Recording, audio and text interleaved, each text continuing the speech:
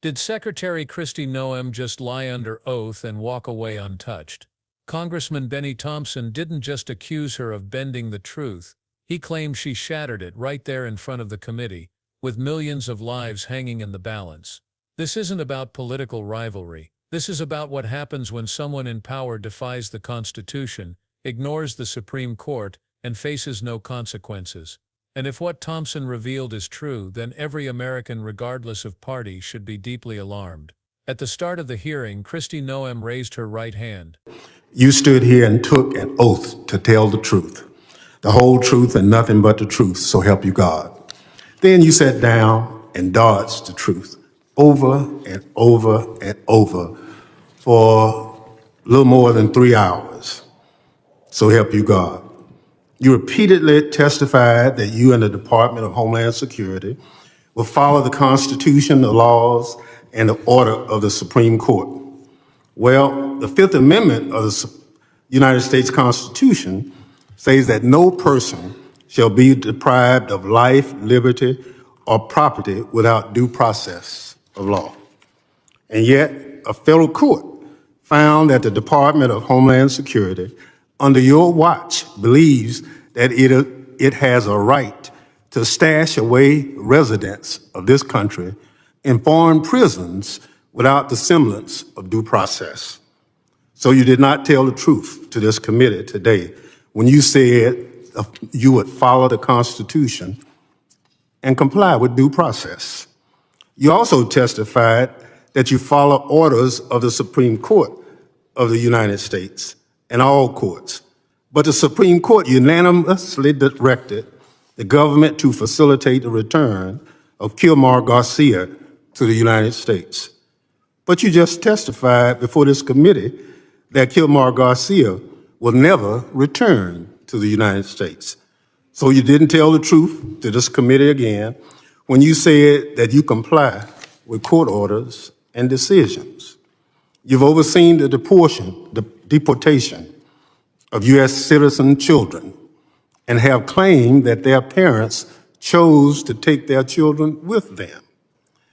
But you produce no evidence that the mother, let alone both parents of those children, freely gave consent to have their children deported from the United States. In fact, everyone involved in those cases say that the mothers, in fact, did not want their children, especially their sick American children, deported. In fact, your agency lured families to ICE appointments under false pretenses, lied to them, refused to let them speak with an attorney or children's father, and deported them before a court had time to even hear the case. You've given yourself the unilateral right to deport anyone you deem a threat. You refuse to comply with court orders that try to stop you. That puts all of us at risk. Beyond your false testimony about the administration's deportation policies, you falsely stated that the administration is focused on a full range of DSH's missions. Instead, your budget request appears to reflect a view that DHS's sole purpose is to be a border wall construction agency that deports U.S. citizen children with cancer. Your budget proposed cuts to cybersecurity, emergency preparedness, and aviation security. Even before asking Congress for these budget cuts, you've overseen mass reductions in the workforce at CISA and FEMA. Despite repeated requests from this committee on how many people have been fired or have been bullied into quitting before their tenure, DHS has refused to share that information. So it should worry every American that we do not know how many people are left at FEMA to respond to disasters and how many cyber defenders still work at CISA as China and other adversaries attack our systems every day. And you've made clear in response to my questioning, you have no written plan for FEMA. It is very apparent that also is no plan for CISA, where you are trying to gut the agency's funding and falsely claiming that CISA is a censorship agency.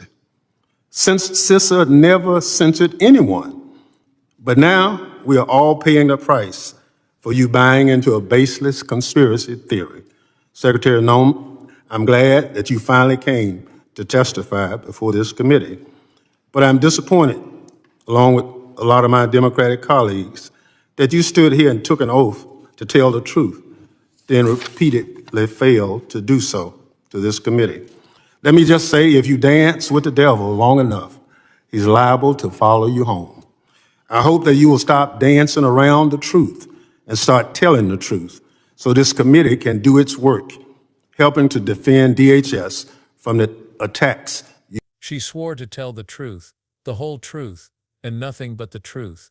But what followed was 3 straight hours of contradiction, denial, and deflection. According to Thompson, it wasn't just spin, it was outright evasion of facts, legal obligations, and court orders. She claimed to honor the Constitution. He said she violated it. Let's start with due process. The Fifth Amendment is clear. No person shall be deprived of life, liberty, or property without due process of law. But under Noem's leadership, the Department of Homeland Security was found by a federal court to be detaining people, not just non-citizens but U.S. residents in foreign prisons. No hearings, no lawyers, no rights, just gone, held without even the illusion of legal procedure. Then came the moment that silenced the room. Thompson pointed to the case of Kilmar Garcia, a man the Supreme Court unanimously ruled should be returned to the United States. Unanimously. Noem testified that Garcia would never come back. That's not a mistake, that's defiance. Defying the Supreme Court isn't a difference of opinion, it's contempt. It's a choice to place executive power above judicial authority, and if that's allowed to stand, what's the point of a court ruling at all? But the story gets darker. Under Secretary Noem, DHS deported U.S. citizen children, some of them sick, some undergoing cancer treatment.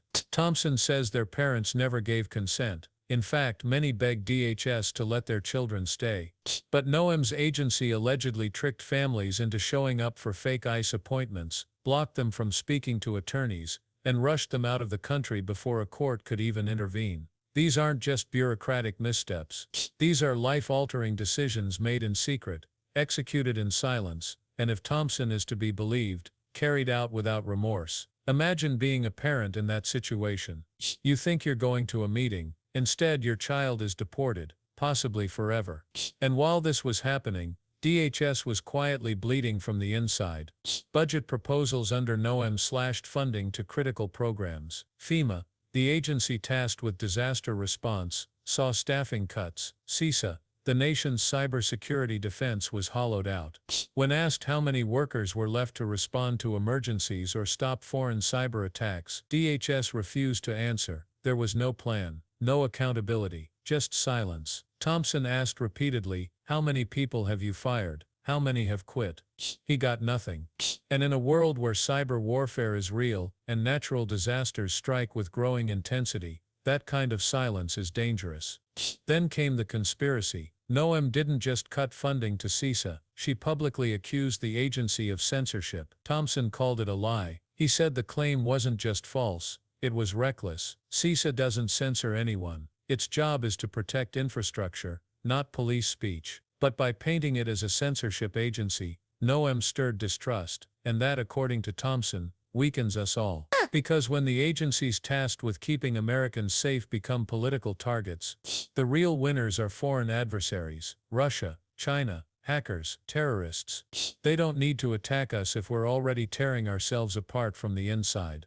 This isn't just about a failed testimony. This is about a pattern of weaponizing power, rejecting oversight, and punishing truth. Noem's actions at DHS, if Thompson's accusations are accurate, represent a breakdown of the very values that are supposed to define American leadership: truth, accountability, integrity, and perhaps most importantly, respect for the law. The quote Thompson ended with says it all. If you dance with the devil long enough, he's liable to follow you home. Think about that. This isn't just a warning for Noem, it's a warning for all of us. Because when public officials start picking and choosing which laws to follow, when court orders are dismissed as inconvenient, and when children are used as political pawns, then we're not just dealing with policy disagreements, We're facing a full-scale erosion of democracy. This goes beyond one hearing. This is about the kind of country we want to live in, one where truth is inconvenient, or one where it's defended, one where leadership means accountability, or one where power means exemption. And now the question is, what do we do? If the idea of deporting sick American children disturbs you, if defying a Supreme Court order sends a chill down your spine, if gutting FEMA and cybersecurity at a time of crisis enrages you, then don't look away. Talk about this. Share this video. Comment below. Call your representatives and ask them what they're doing to protect the Constitution, because the Constitution can't protect itself. And silence is not neutrality, it's surrender. We can either accept this erosion of truth and justice, or we can push back harder than ever to protect the values that define us. The choice isn't just theirs, it's ours, and the time to choose is right now.